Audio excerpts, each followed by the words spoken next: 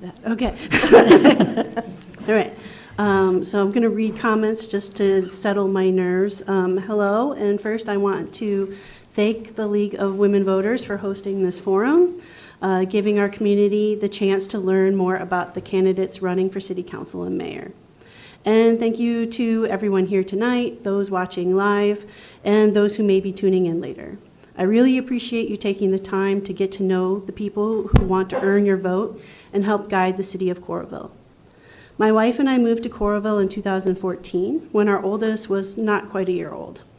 At first, we chose Coralville when we moved back to Iowa from California because it was close to Iowa City and near Cedar Rapids, where my wife worked at the time. Since then, we've truly come to love this community, the parks, the trails, the library, and most of all, the diversity. For a city our size, that diversity is something special and not something experienced by most Iowans, even in larger cities. That's why I don't think I'm alone in saying that right now I'm afraid for my neighbors, my friends, and myself. I'm angry watching the government-backed kidnapping of Pedro in West Liberty and of Jorge at the Bread Garden in Iowa City and others. I'm angry seeing our state and federal governments take away civil rights from people simply because they don't understand them. But I also know that fear and anger alone won't change anything. The only way forward is to turn them into action, to work alongside my friends from marginalized and targeted Katie, groups. we need just wind it up. Okay. Finish your sentence. Say, I want the city council to become more community driven, and to do that, we need to make the table bigger. And as a woodworker, I feel confident I can do that. In September, the Coralville City Council approved the installation of ALPR, automatic license plate readers, by the Flock Safety System. The cameras are designed to give law enforcement agencies alerts when a vehicle identified through an amber or silver alert issued to help authorities find missing children or adults is detected. The cameras save license plate numbers and other physical information about vehicles that pass by in the Flock data system. These cameras are not the same as speed detection cameras. Discussion about the plan to add the cameras was contentious, with hours of public comment from residents expressing concerns about privacy and the use of data collected from the cameras. Please explain your position on the use of these cameras in Coralville. Similar to what Ryan said, if people have been attending the city council meetings or watching them later online, you'll know that I've been opposed to the flock cameras and have been actively saying so during city council meetings since June. As stated in most of my comments, these systems definitely affect and impact marginalized communities greater than any other community.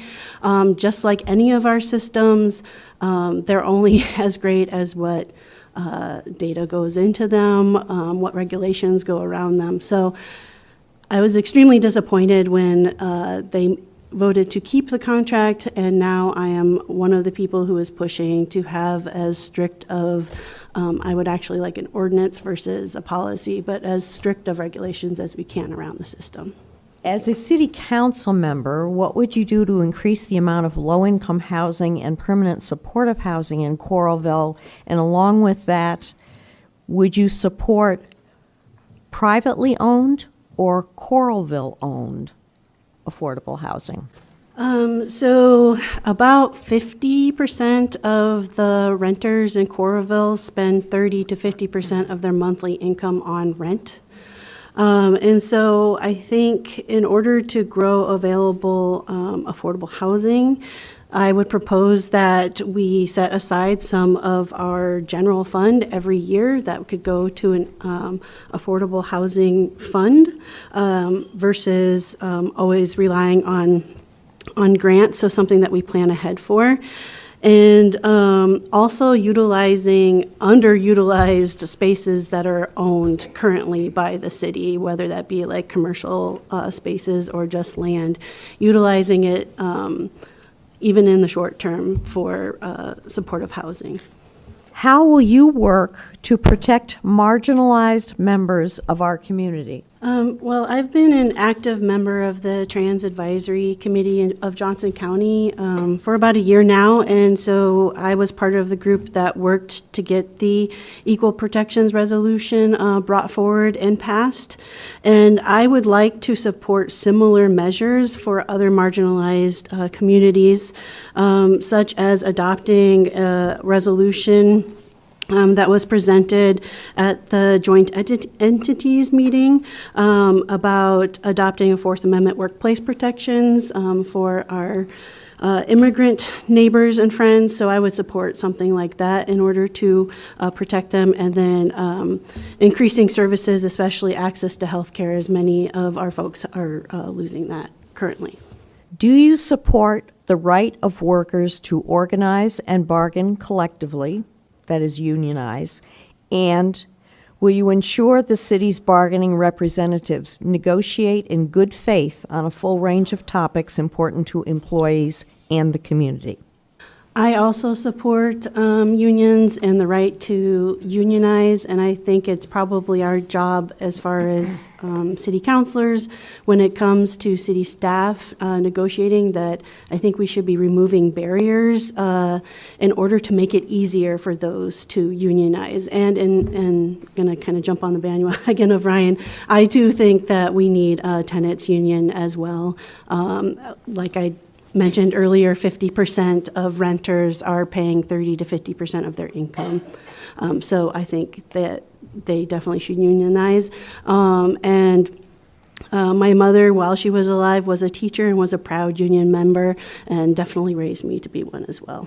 Based on possible and probably probable property tax reform suggested by the state that would impact Coralville tax revenues, how would you approach the city budget? Is there any part of the budget that you would, that's currently that you would eliminate, or what would you support in the budget?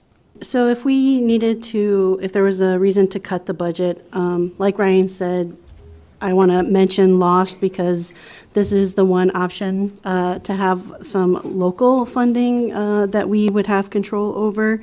It might help cover some gaps in the meantime. But I think that we need to go to the community and get more community input on what our community's needs are and what their values are, so that we can center those needs and services, and maybe looking at moving things from, it could mean delaying or eliminating development in order to meet the needs of the local community.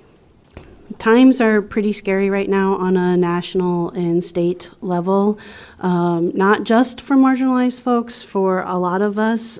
Things like Medicaid cuts and food insecurity only growing with the SNAP benefits ending on November 1st because of the shutdown. And marginalized communities are impacted the most by all of these changes, and so I really wanted to become a person to help amplify their voices within this space and within decision-making spaces. I have been attending city council meetings for well over a year now. So though I have not held office, I have tried really hard to learn about the process and to interact with all of the council members and the current mayor in order to better understand what is going on and what voices are missing from this space. And so if you give me a chance on November 4th, since my opening statement, my punchline was crashed, as a woodworker, I can make the table bigger. And you all can come join and let your voices be heard. Thank you.